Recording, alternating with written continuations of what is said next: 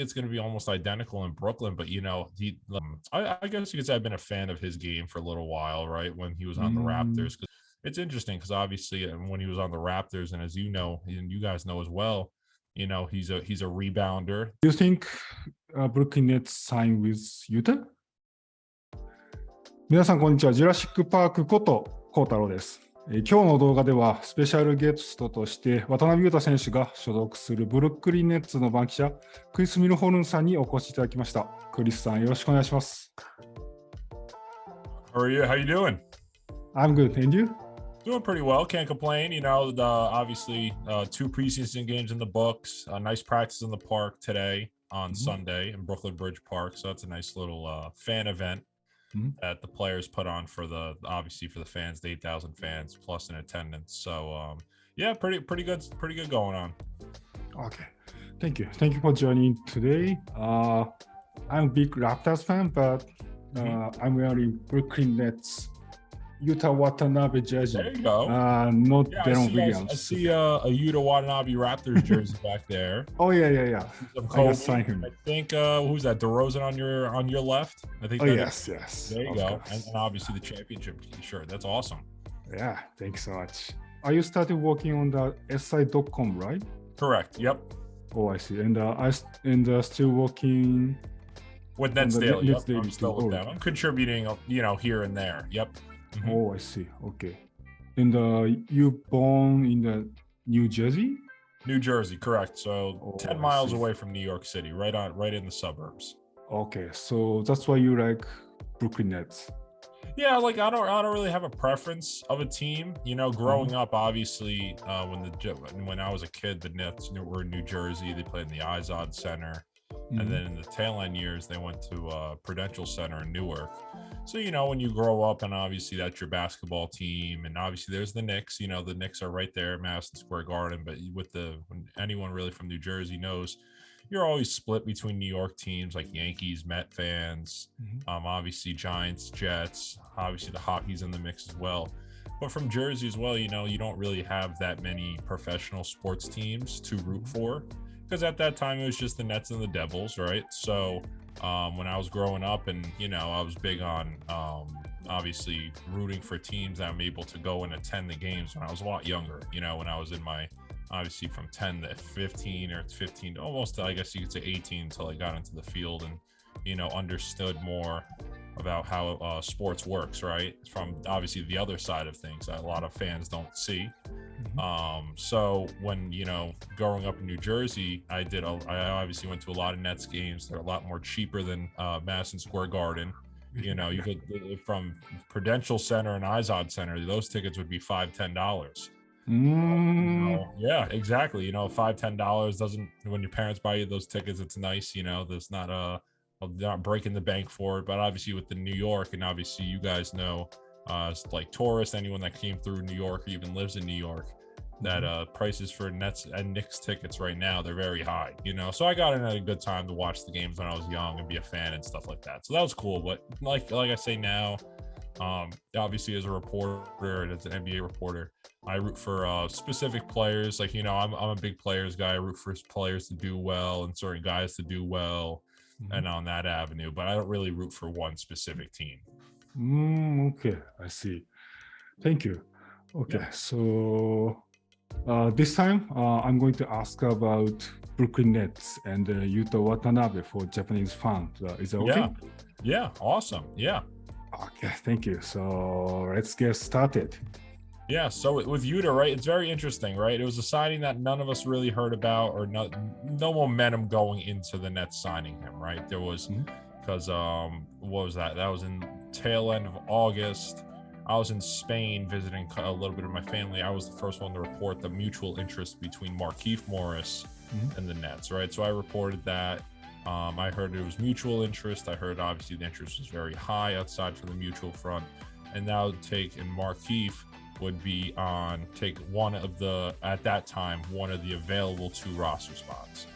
And obviously going into that, there was also some other news whether David Duke Jr. would he kind of go and take another 2-way, be on another 2-way contract for a second year or consecutive year. or is he going to gun for a standard roster spot? You know, at that time, we all heard that Duke really wanted a standard roster spot.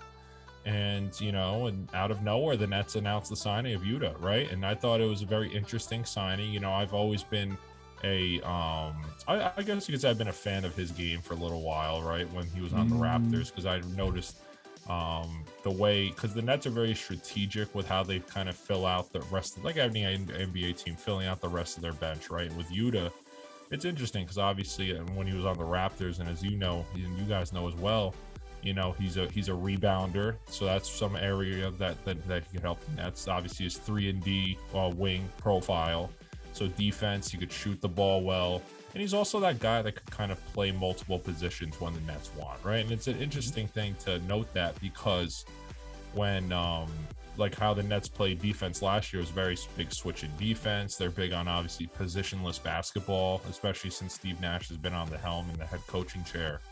So, you know, he's one of those guys that's very versatile. This team's obviously very versatile. The depth that they have at this team, especially on the wing, obviously Royce O'Neal, Joe Harris, then obviously Yuta, you know, the list goes on when you just look at the roster on paper. So obviously, you know, Yuta came out and said, hey, it's a kind of a camp invite and, you know, that type of thing. I believe, and obviously the terms of the deal weren't released at that time of the signing or anything like that, because obviously that's how the NBA rolls. They don't put out those type of details. Usually hear it out from there on. But, you know, I think Yuta has a great chance of making this team. Obviously, the Nets will have, like every other team in the league, that by opening night, they have to cut down to 15 players and 2 roster spot, or 2, excluding their two-way players. So 17 players total. So when you really look at how he's done so far, you know, obviously he hasn't gone like starter minutes or anything like that. That's kind of been up and down. But you really got to see how the Nets really utilize these next upcoming games, right? Are the stars going to play? I can imagine they're going to play. I could see Kevin Durant playing in all 4 games. Obviously, Kyrie Irving, I think he's going to be good to go for Wednesday. And obviously, with the status of Joe Harris, obviously his ankle, he's having a little bit of ankle soreness. And it's we've heard as well that he's probably not going to be likely to play on Wednesday against, obviously, in the 3rd preseason game. So that'll just open up more minutes for Yuta. So I'm intrigued to see how this kind of really goes on and prolongs. Okay, thanks so much. So you think Brooklyn Nets sign with Yuta? Yeah, I do think it might happen. You know, I think right now with this Nets roster, it's a very incomplete roster. You know, even though they are deep, and when you look at the roster on paper, it's the deepest team that Kevin Durant and Kyrie Irving have both had on this team since they arrived in Brooklyn. So when I look at it, you know, it's so many ways that the Nets can also improve and other areas they look at. Obviously, you look at the 5 spot with Nick Claxton and Day'Ron Sharpe.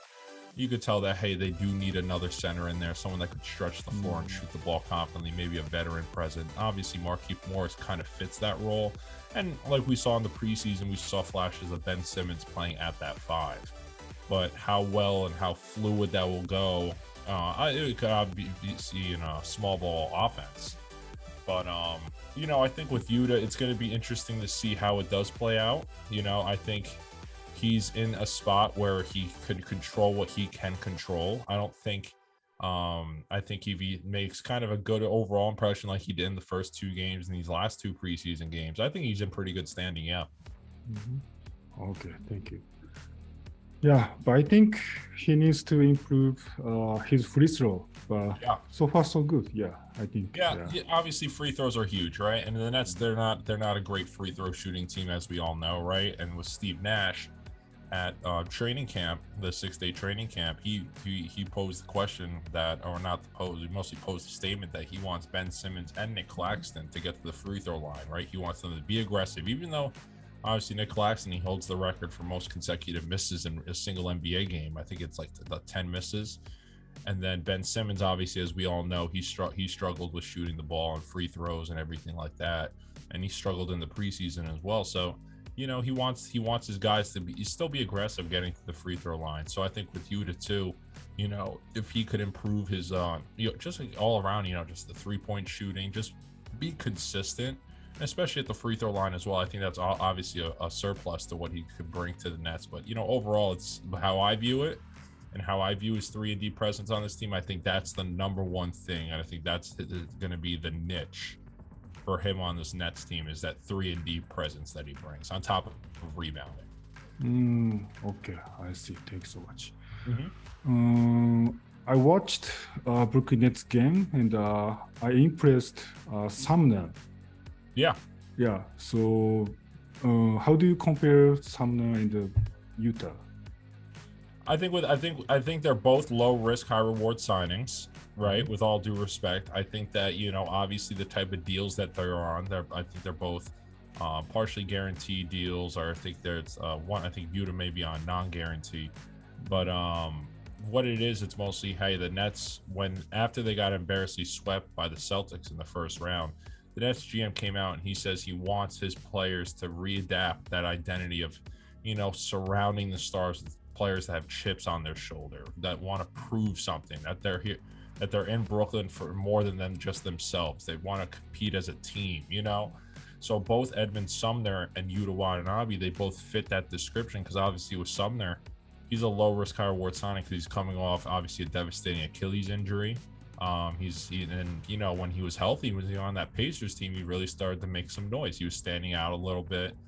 And obviously with Yuta, you know, you could even throw TJ Warren in that same mix. The guy hasn't played basketball. He's played 4 games over the last 2 years, and he's probably going to come back in November. So he's one guy that I could see being safe on the roster with TJ.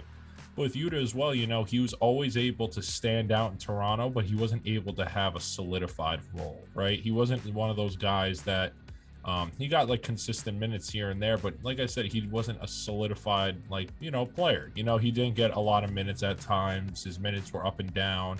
His spots in the rotation were also up and down. So I think it's going to be almost identical in Brooklyn. But, you know, he like Sean Mark said, I think Yuta fits that description of the guy that comes in that has a big chip on his shoulder and he wants to prove something. Okay, thank you so much. Mm-hmm. Okay, next topic is how did you feel about the Brooklyn Nets off season? Yeah, I thought it was a good offseason overall. You know, obviously the best thing that could have happened to them happened, which was Kevin Durant and Kyrie Irving staying, right? So I had a feeling from the beginning that Kyrie Irving was going to opt into his player option. Because the thing was, Kevin kept a very low profile on his trade request. You know, he never talked about it publicly. It was always just reported. And you know, at that time, we, as us reporters and Nets fans in general, knew it's going to be hard for a team to trade for Kevin, considering what the Nets asking price was. It was, hey, we still want to compete if we're going to ship out Kevin. We want an all-star. We want solidified role players. We want to kind of not even take a step back if Kevin leaves this team. And, you know, with that high of an asking price, it was going to be hard for teams to really make that move. Like, you got to see Boston, for example. They were probably the front runner in any trade opportunities, because you could include Jaylen Brown, Grant Williams, obviously Derek White's another name, Marcus Smart. You know, they have the pieces and some draft capital too to throw in there, right? Because obviously the Nets, when they traded for James Harden, they lost all that draft capital. They don't really have a lot of picks. And then when you got other guys like Ben Simmons in the mix as well, you know, this isn't a team that's gonna, I guess you could say, like, if they lose and they somehow miss the playoffs or whatever the case is, they don't have that draft capital to fall back on at all. You know, if they lose, that's it. You know, and plus they traded their first round pick for Royce O'Neal as well, which I was a big fan of in that offseason move. So, like I said, when you get guys like Kevin back, and obviously Kyrie Irving, you get him on a 1-year player option. Obviously, this is a year that he has to bet on himself to prove to the Nets that, hey, I'm worth the long-term deal that comes with the money on top of it, right? And, you know, you look at the rest of the roster, re-signing the Claxton. Obviously, like we talked about the additions, TJ, the amount of wing depth they added, TJ Warren, Yuta, Royce O'Neal, then obviously Edmund Sumner in the backcourt. You know, there's a lot of little small little signings that they have done. But as I can tell you right now, this roster is not going to be complete coming into the season, right? It's a lot of players that still got to learn how to play with each other. We saw Ben Simmons, right? He's very passive. He's not looking to score. You could tell that his main incentive for the preseason has been to just kind of get to know his teammates and see where they are on the floor, and find the shooters. So it's gonna be a process for this team to really, get to know each other and everything. But overall, if I had to grade their offseason, I would give it like an A-. I thought it was a very good offseason. You did exactly the front office did really everything that they could do, aside from getting that solidified stretch five that I think could really help out this team. Okay, I see. Yeah, I actually enjoying the report for KD and Kyrie. Yeah, that was fun. And then Utah signed with Nets. So for Japanese fans, Nets was awesome. center of the news for this offseason. Oh, of course, and plus like that's the cool part, right? Because with Utah, like I even like all of us know in the States, like it's not, we don't like when a guy like Utah signs with the Nets. Obviously over here it's like, okay, it's a signing, it adds a player on a team. He's a good contributing role player for this team. But obviously for you guys, especially international too, right? Especially obviously the history when it comes to like the Japanese basketball players. Like I think it's him and Rui, right? So that's just more in itself. And I know with Sean Marks, they're very big, not just on that type of approach, but they're big on obviously being international as well. You see the Nets, they're starting to become a more international team. Obviously the NBA is a stars league. So you see the jerseys, Kevin Durant, top 5 in jersey sales internationally. Obviously Kyrie Irving's up there. And obviously Yuta in Japan, he's probably like, you could probably see that jersey everywhere you go now. You know what I mean? So it's a signing that I'm glad that he was able to get. And at the same time too, it's another signing that like, for obviously not just his family, but his fan base in Japan, get to see him and in a Brooklyn Nets uniform play next to Kevin Durant and Kyrie Irving. Obviously that's extraordinary. So that's why I'm very highly recommend you should cover Utah sometimes. It's gonna if you write article, maybe the Japanese fans more like 1,000 likes, like 50,000 retweeting, like that. Without doubt. And like obviously I gotta give you a little hint, like with obviously how the media game works and everything like that, we're given the players that are available to speak to, you know what I mean? So at practice it could be 2 players, 3 players, or it could be a certain amount of players on the other side of things, so it's like whenever I get the chance like to interview Yuta, and obviously the Nets have to make the decision on him, to obviously stay on the team going forward into the season, and that should be coming up obviously towards the season opener against the Pelicans. But it's going to be interesting. Like I said, I'm excited for it. Okay. I'm looking forward to it. Okay. Yeah. And the last one is for like a kind of personally. And, Right now, I am covering Raptors 905, but my dream is I want to cover the Raptors. So. Can I get some advice? And can you describe how to get a reporter job? Yeah, well, for sure. So obviously, when I was in college, I went to college 2016 to 2022, and when I went in initially, I went to Montclair State University, which is in New Jersey. It's a public school, right? And it's not a big it wasn't well known for their journalism program at that point, and obviously a lot of journalists that usually come from Syracuse, Missouri, there's schools that obviously have a big journalism program that's well known nationwide in the United States. So when I came there, like I said, I went for business and I really rethought about it. And I was just, I have a good personality. I'd like to write. I have a great sports knowledge. And I also know how things work behind the scenes. I know the business side of sports. So I've like, let me get into it. And believe it or not, it was funny because a lot of whenever I tried to get into, when I was thinking about getting into sports journalism, you're asking people around, you're saying, hey, should I get into this? Should I not get into it? Obviously, a lot of people are going to be like, hey, like I wouldn't get into that if I were you, because it's very competitive. It's a cutthroat industry. It's a lot of competition and it's a big waiting game, right? The biggest key word I could give any young sports journalist, even like yourself that just told me that you have the dream of covering an NBA team, is patience, right? Patience is the biggest thing, because with patience, It's patience. I would actually rephrase that. It's the biggest three things are patience, creativity, and uniqueness, right? So how can you be unique? How can you stand out from your competition? Is it in your writing? Is it your personality? Is it the way hot takes? Is it kind of like your the kind of like the multi diverse ways that you could report, right? Can you do video content? Can you write? Can you really just everything in a nutshell? Can you be that one guy that could do multiple things? You know, I know a lot of people stand out doing that, right? So and on top of that, you know, it's a grind. It's a very hard grind because it's one of those grinds that you gotta really work, you know.